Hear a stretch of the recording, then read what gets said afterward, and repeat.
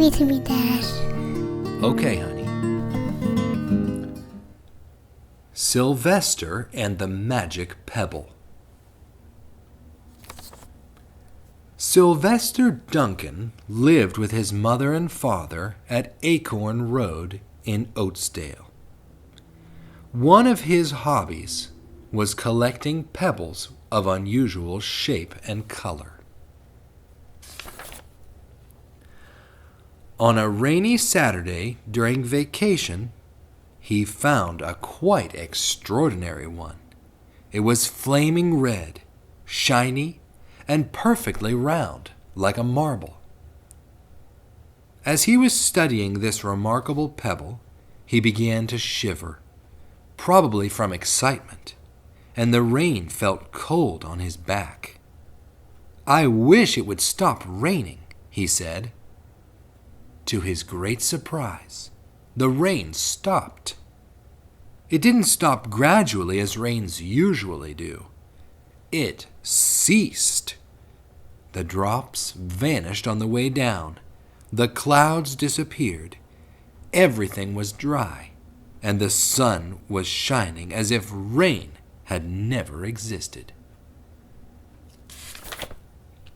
In all his young life, Sylvester had never had a wish gratified so quickly. It struck him that magic must be at work, and he guessed that the magic must be in the remarkable-looking red pebble, where indeed it was. To make a test, he put the pebble on the ground and said, "I wish it would rain again." Nothing happened.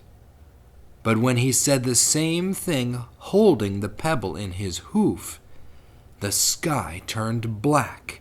There was lightning and a clap of thunder, and the rain came shooting down. "What a lucky day this is," thought Sylvester. "From now on, I can have anything I want. My father and mother can have anything they want.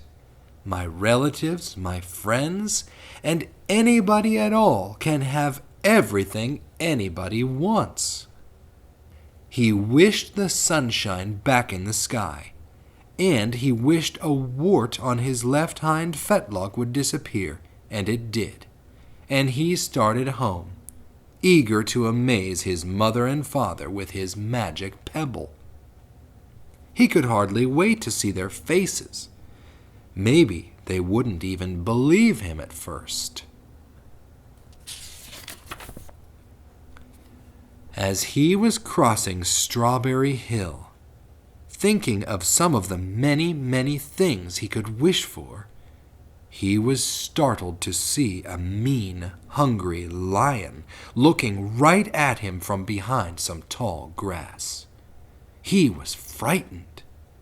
If he hadn't been so frightened, he could have made the lion disappear, or he could have wished himself safe at home with his father and mother.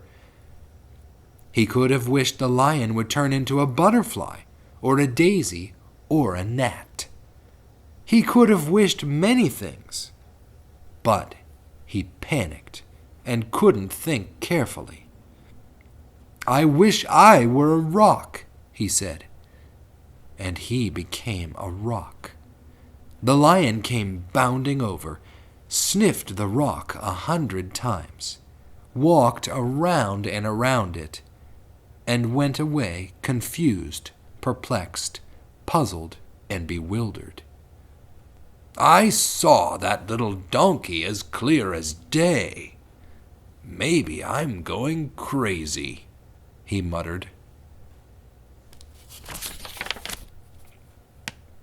And there was Sylvester, a rock on Strawberry Hill, with the magic pebble lying right beside him on the ground, and he was unable to pick it up. "Oh, how I wish I were myself again," he thought, but nothing happened. He had to be touching the pebble to make the magic work, but there was nothing he could do about it.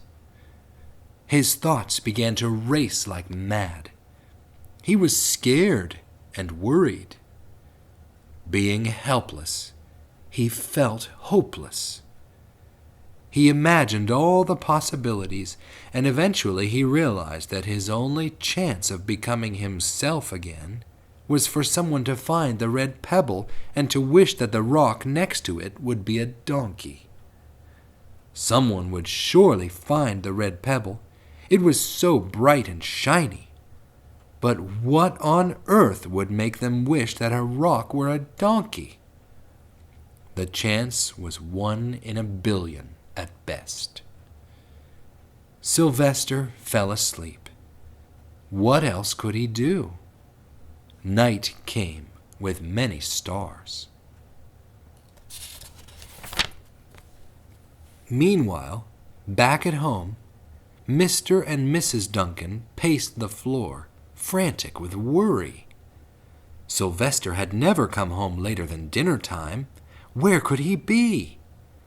They stayed up all night wondering what had happened, expecting that Sylvester would surely turn up by morning. But he didn't, of course. Mrs. Duncan cried a lot, and Mr. Duncan did his best to soothe her. Both longed to have their dear son with them. "I will never scold Sylvester again as long as I live," said Mrs. Duncan, "no matter what he does." At dawn, they went about inquiring of all the neighbors.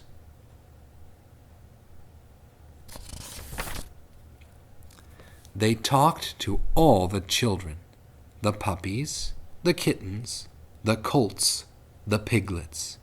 No one had seen Sylvester since the day before yesterday.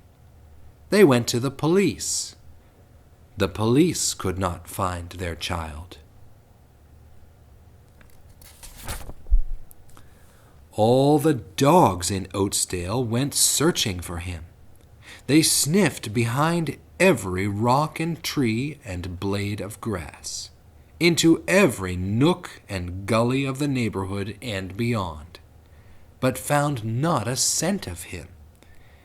They sniffed the rock on Strawberry Hill, but it smelled like a rock.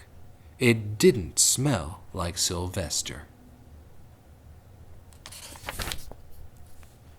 After a month of searching the same places over and over again, and inquiring of the same animals over and over again, Mr. and Mrs. Duncan no longer knew what to do. They concluded that something dreadful must have happened, and that they would probably never see their son again, though all the time he was less than a mile away. They tried their best to be happy, to go about their usual ways. But their usual ways included Sylvester, and they were always reminded of him. They were miserable. Life had no meaning for them anymore. Night followed day, and day followed night, over and over again. Sylvester on the hill woke up less and less often. When he was awake, he was only hopeless and unhappy. He felt he would be a rock forever, and he tried to get used to it. He went into an endless sleep. The days grew colder. Fall came, with the leaves changing color. Then the leaves fell, and the grass bent to the ground. Then it was winter. The winds blew this way and that. It snowed. Mostly the animals stayed indoors, living on the food they had stored up. One day a wolf sat on the rock that was Sylvester and howled because he was hungry. Then the snows melted. The earth warmed up in the spring sun, and things budded. Leaves were on the trees again. Flowers showed their young faces. One day in May, Mr. Duncan insisted that his wife go with him on a picnic. "Let's cheer up," he said. "Let us try to live again and be happy, even though Sylvester, our angel, is no longer with us." They went to Strawberry Hill. Mrs. Duncan sat down on the rock. The warmth of his own mother sitting on him woke Sylvester up from his deep winter sleep. How he wanted to shout, "Mother, Father, it's me, Sylvester, I'm right here!" But he couldn't talk. He had no voice. He was stone dumb. Mr. Duncan walked aimlessly about while Mrs. Duncan set out the picnic food on the rock. Alfalfa sandwiches, pickled oats, sassafras salad, Timothy compote. Suddenly Mr. Duncan saw the red pebble. "What a fantastic pebble!" he exclaimed. Sylvester would have loved it for his collection. He put the pebble on the rock. They sat down to eat. Sylvester was now as wide awake as a donkey that was a rock could possibly be.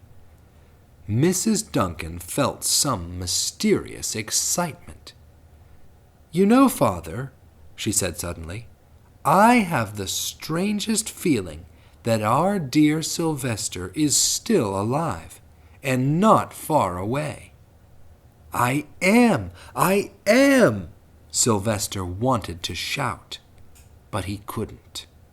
If only he had realized that the pebble resting on his back was the magic pebble. "Oh, how I wish he were here with us on this lovely May day," said Mrs. Duncan. Mr. Duncan looked sadly at the ground. "Don't you wish it too, Father?" she said. He looked at her as if to say, "How can you ask such a question?" Mr. and Mrs. Duncan looked at each other with great sorrow. "I wish I were myself again. I wish I were my real self again," thought Sylvester. And in less than an instant, he was. You can imagine the scene that followed. The embraces, the kisses, the questions, the answers, the loving looks, and the fond exclamations.